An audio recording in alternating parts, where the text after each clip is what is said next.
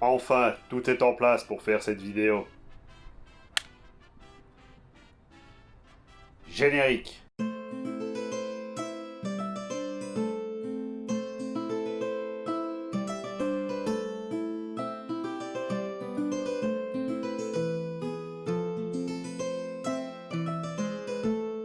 Salut à tous, est-ce que vous connaissez Sailor Moon?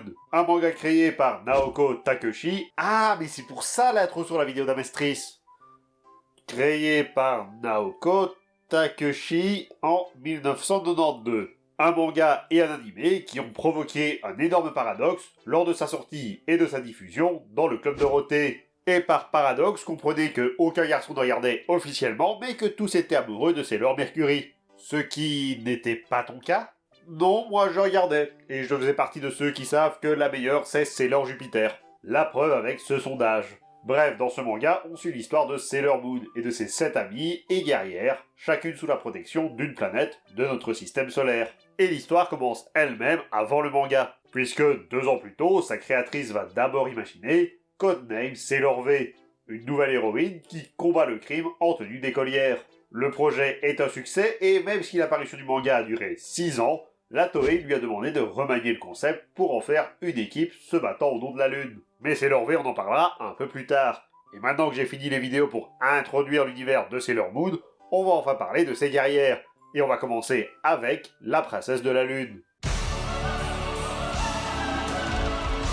Avant de rentrer dans le vif du sujet, cependant, on va devoir faire un peu de background. Sailor Moon repose sur un principe de réincarnation, prenant place d'abord dans un royaume sur la Lune, qui est tombé il y a des siècles. Et de nos jours, il y a 30 ans, les guerrières de la Lune se sont réincarnées sur Terre, suite à l'apparition d'un nouveau mal. Allez, regarde-moi le scénario, il faut détruire le mal. Tout ça pour dire que les personnages principaux ont 2 facettes, une version civile contemporaine et une version guerrière de la Lune. Ça ne change pas grand-chose à leur caractère, et hormis Sailor Moon, leurs histoires dans le passé ne sont pas terriblement développées. Voilà, maintenant on peut passer à la princesse Sérénité. La princesse Sérénité est la fille de la reine Sérénité. Oui, c'est encore une de ces histoires où la variété des noms n'a pas été cherchée bien loin. On est au niveau du roi Vegeta, père du prince Vegeta, et dirigeant la planète Vegeta. Et d'ailleurs, comme pour le Saiyan, elle gardera le titre de princesse, même après la mort de sa mère. La princesse est amoureuse du prince de la Terre, Endymion, et leurs 2 royaumes subissaient les attaques du Dark Kingdom. Le combat s'est terminé par un match nul, ou une demi-victoire, avec la reine Metalia et son royaume emprisonné au pôle Nord, mais le royaume de la Lune détruit, la mort d'à peu près tout le monde, et la fin du Silver Millennium, le nom que l'on donne à cette période. Ce qui va nous amener à la résurrection de notre princesse, sous les traits d'Usagi Tsukino. Et si vous avez été attentif lors de la dernière vidéo, c'était le nom donné au lapin de la Lune.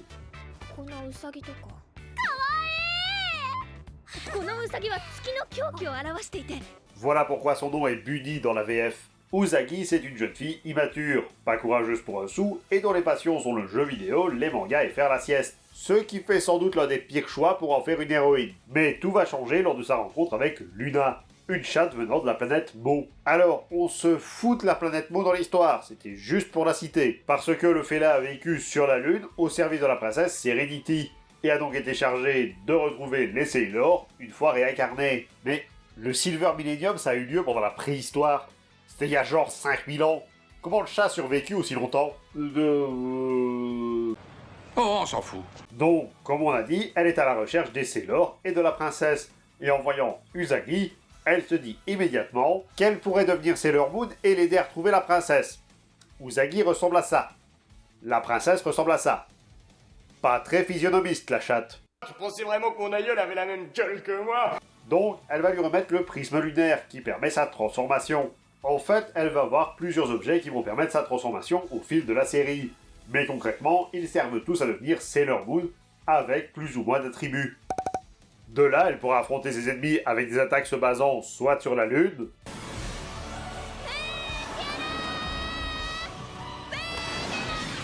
soit sur l'amour,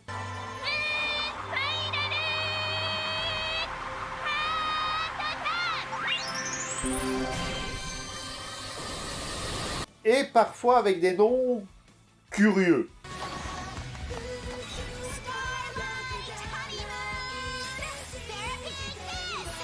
Voilà, donc grosso modo cette attaque, c'est le baiser thérapeutique de la lune de miel.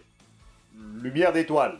À ce stade, je crois que Naoko tirait juste des noms dans un chapeau pour nommer les attaques. On peut aussi noter qu'elle possède 2 armes, ou 2 types d'armes tout au long de son aventure, la tiare et le bâton.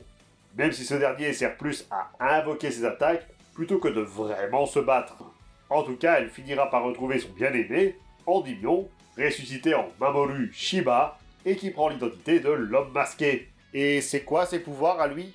Il sert de Deus Ex Machina. Bon, en vrai, il a une attaque, mais clairement, il sert de love interest et de soutien moral à Usagi dans les moments difficiles. Du coup, il n'a pas réellement de rôle décisif dans les combats. Ils finiront par sortir ensemble et auront une fille, Chibiusa, dont je me refuse de parler dans cette vidéo. Pourquoi? Parce que le vieil animé m'a rendu ce personnage insupportable et que j'ai juste envie de lui foutre des claques. Donc, on va juste dire que c'est une version midi de Sailor Moon. Et du coup, on fait quoi? Ben, on va passer aux autres Sailors. Alors, pour les 4 suivantes, on va passer rapidement sur leurs origines antiques, parce que les Sailors du cercle intérieur n'ont pas vraiment de background à ce niveau, et à part leur personnalité, elles sont toutes un peu copiées-collées, malheureusement. Donc, on va parler... Attends. Pourquoi on les appelle le cercle interne? Le nom est basé sur les planètes de notre système solaire, lesquelles sont séparées par la ceinture d'astéroïdes. On appelle alors les planètes proches du Soleil intérieures, et les planètes plus éloignées extérieures. Les Sailors étant chacune représentées par une planète, leur ordre a donc été séparé en 2, même si je pense que ce concept a été inventé a posteriori. Et pourquoi ça? Parce que ça marche pour 7 d'entre elles, mais pas pour Jupiter, planète extérieure, mais Sailor intérieure. Ces dernières sont la garde rapprochée de la princesse, et par là même les protectrices de la Terre et de la Lune. Donc on va les présenter dans leur ordre d'apparition. Et on commence donc par Ami Mizuno, alias Sailor Mercury. C'est la télo du groupe, aimant tout ce qui se rapporte aux mathématiques et à la technologie. En gros, c'est le parfait opposé d'Usagi, même si ce n'est pas la seule, et ce n'est pas avec elle qu'il y a le plus d'étincelles. C'est d'ailleurs la seule Sailor du cercle intérieur à avoir des gadgets propres, notamment un micro-ordinateur et des lunettes permettant d'analyser les situations auxquelles elles font face. Elle possède également une lyre, qui est un des attributs du dieu Mercure, pour porter certaines de ses attaques. Et les attaques, parlons-en justement, puisqu'elles sont le plus souvent liées à l'eau, élément provenant de Mercure, comme dit dans la vidéo sur le tigre et le dragon. Alors l'eau, mais pas exactement, ces attaques étant plus basées sur la brume et sur la glace. Pour l'eau pure, on verra plus tard dans la vidéo. On va donc passer à la seconde gardienne, Rei Ino, Sailor Mars, la spirituelle du groupe. Elle s'occupe notamment d'un temple et est au courant de tout ce qui touche à l'occulte, au point tel qu'elle s'occupe parfois de repousser des démons. Elle est accompagnée par 2 corbeaux, Phobos et Deimos, les enfants du dieu de la guerre. Et s'il y a bien un attribut qui pourrait lui convenir, ce serait son sérieux. Elle prend toujours les choses beaucoup trop à cœur, et se plaint trop souvent de l'immaturité d'Usagi. J'avais bien dit qu'il y avait des personnages avec lesquels ça explosait. Tu m'as pourtant dit que ce genre de croisière ne t'intéressait pas du tout. Alors? Et alors, c'est pas pour ça que je vais te donner les billets? J'ai une idée. On pourrait y aller toutes les deux. Je suis sûre qu'on s'amuserait bien. C'est une croisière qui est réservée aux couples. Je sais, mais est-ce que tu as un petit ami, toi? Ça ne te regarde pas. Si t'en avais un, tu me le dirais et tu ne te fâcherais pas. J'ai des amis et des petits amis. J'ai plus de succès que toi. C'est pas bientôt fini, tout ça, c'est complètement ridicule. Toujours comme on l'avait expliqué dans la vidéo sur le tigre et le dragon, ces attaques sont liées au feu, et elle utilise un arc pour tirer des flèches de même nature. Mais elle est aussi la seule à utiliser des Ofuda. Alors, les Ofuda, ça vient du shintoïsme, et ce sont des talismans en bois, papier, tissu ou métal. On l'attache à une porte pour éviter qu'un malheur s'abatte sur sa famille, comme une maladie par exemple. Mais ça peut aussi s'appliquer à des choses plus spécifiques, comme à la porte d'une cuisine pour empêcher des incendies. Dans les mangas et dans le folklore japonais en général, ils servent à bannir les créatures démoniaques ou animées par de mauvaises intentions, comme c'est le cas pour Sailor Mars. Même pas eu besoin de te lancer sur ce coup-là. Hey, je me doutais que t'allais me demander de le faire, alors j'ai pris de l'avance sur les recherches. Bien joué, bien joué. Troisième gardienne donc, la meilleure, Makoto Kino, Sailor Jupiter. C'est la plus forte du groupe et la plus grande également. C'est la raison pour laquelle elle ne porte pas les mêmes uniformes que les autres à l'école. Ils sont trop petits pour elle. Orpheline, après un accident qui a coûté la vie à ses parents, elle a appris à se débrouiller toute seule. Ce qui fait qu'elle a développé un amour pour la cuisine, le jardinage et la comptabilité. ce qui est original. Surtout pour une gamine de 14 ans. Comme les deux autres Sailors, ses pouvoirs sont tirés à la fois des planètes de la culture chinoise, Jupiter étant la planète de la Terre, et de son pendant romain, le dieu de la foudre. Ce qui, selon mes connaissances en Pokémon, est assez incompatible.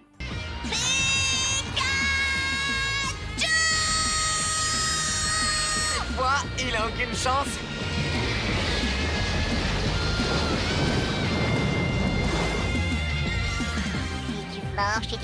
Ce qui peut donner des attaques comme le cyclone de la noix de coco, une attaque dont le style est inversement proportionnel au charisme du nom.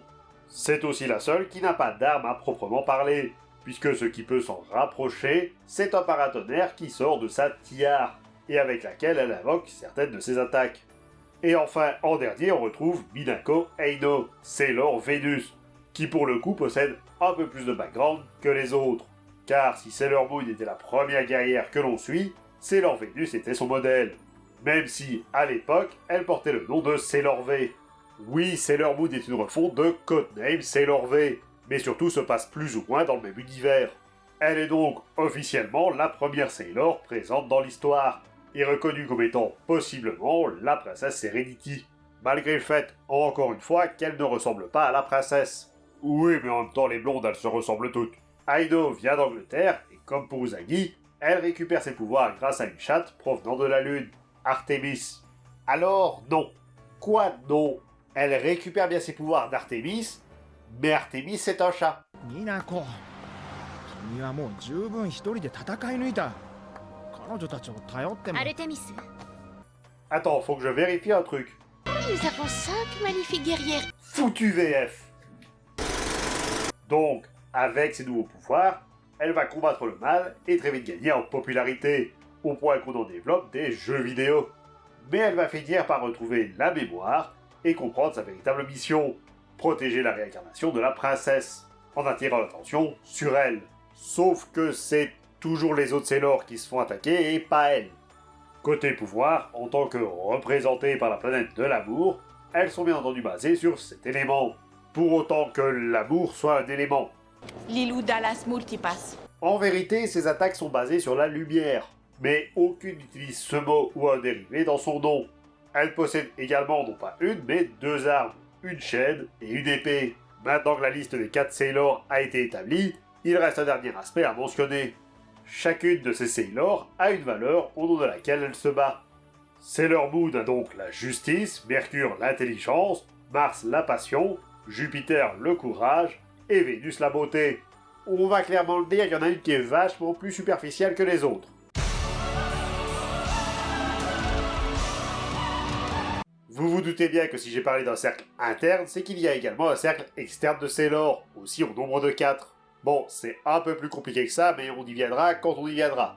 Elles sont là pour protéger le système solaire de toute attaque extérieure. Et pour ce qui est de leur relation avec les autres Sailors, elles varient selon les médias, mais c'est le plus souvent houleux. Les externes ne voulant pas que les internes se mêlent de leur combat, et les internes qui veulent quand même s'en mêler. Donc, on va commencer avec le couple, à la scène comme à la ville, de Sailor Neptune et Sailor Uranus. Neptune, de son nom Michiru Caillou, Il va arrêter un tas de cailloux comme ça. c'est l'artiste du groupe, passionnée entre autres de violon et de peinture.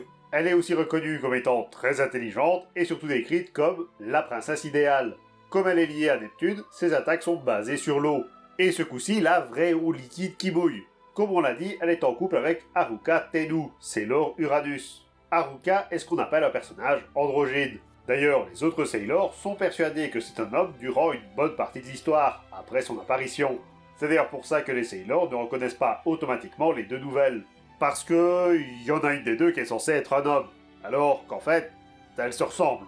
Autant Luna, elle n'était pas physionomiste, autant les Sailors, c'est pas mieux. Sinon, c'est la sportive du groupe, pratiquant entre autres le sport automobile. Et elle déteste le natto.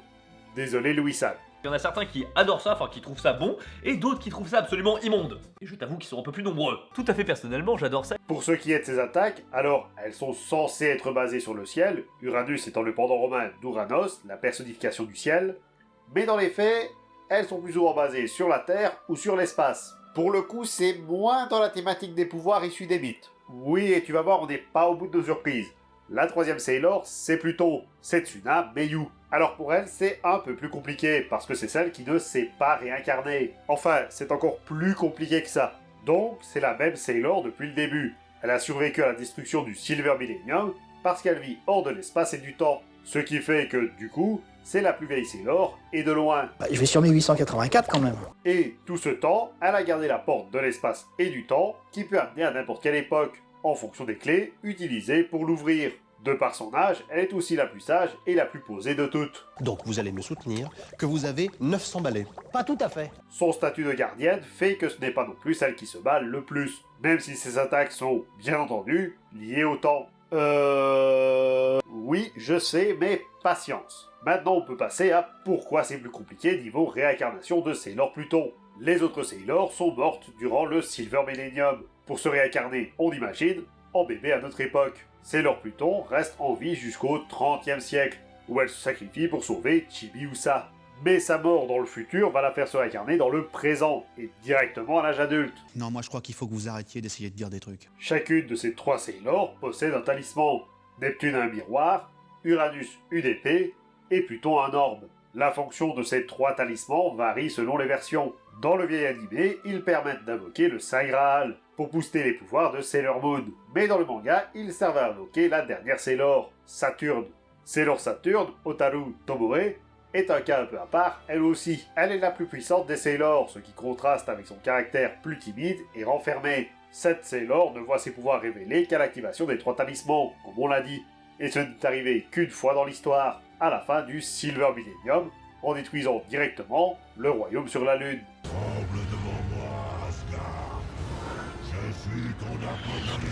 Ce qui fait que nos Sailor refusent de l'invoquer dans le présent, même si c'est la seule solution. Son pendant humain, Otaru, a été, tant qu'à elle, victime d'un accident provoqué par son père et qui a coûté la vie de sa mère. Elle est donc à présent en partie robotique, mais également l'hôte de Mistress Nine, une méchante d'un des arcs de l'histoire. Donc en gros, soit on lui donne ses pouvoirs et elle devient tellement puissante qu'elle détruit une planète, soit on lui donne pas et elle devient méchante et détruit quand même la planète. Oui, même si pour Sailor Saturn, c'est plus une crainte des 3 autres guerrières. En réalité, elle ne détruira la planète que si c'est vraiment nécessaire. Et justement, c'est pour ça que ses attaques sont toutes liées à la mort, et qu'elle possède une faux. Comme la mort. Du coup, maintenant, tu peux y aller. Ok, alors pourquoi Pluton, dieu des enfers, a des pouvoirs liés au temps, alors que Saturne, représentation du temps, a des pouvoirs liés à la mort? J'en sais rien. Et c'est une question que pas mal de fans se posent encore. La raison la plus logique, c'est que Naoko a d'abord inventé Sailor Pluton, qui était un personnage devant contrôler le temps pour son histoire. C'est bien après qu'elle a créé les 3 autres Sailor, et donc il ne restait plus que Saturne pour la dernière. Donc c'est juste du hasard et pas de bol. C'est juste du hasard et pas de bol. Je vous remercie d'avoir regardé cette vidéo et j'espère qu'elle vous a plu. N'hésitez pas à liker, commenter, partager, à vous abonner pour ne manquer aucune des prochaines vidéos. Vous pouvez également me suivre sur Twitter. Moi je vous dis à très vite. C'était le Game Squeaker pour vous servir.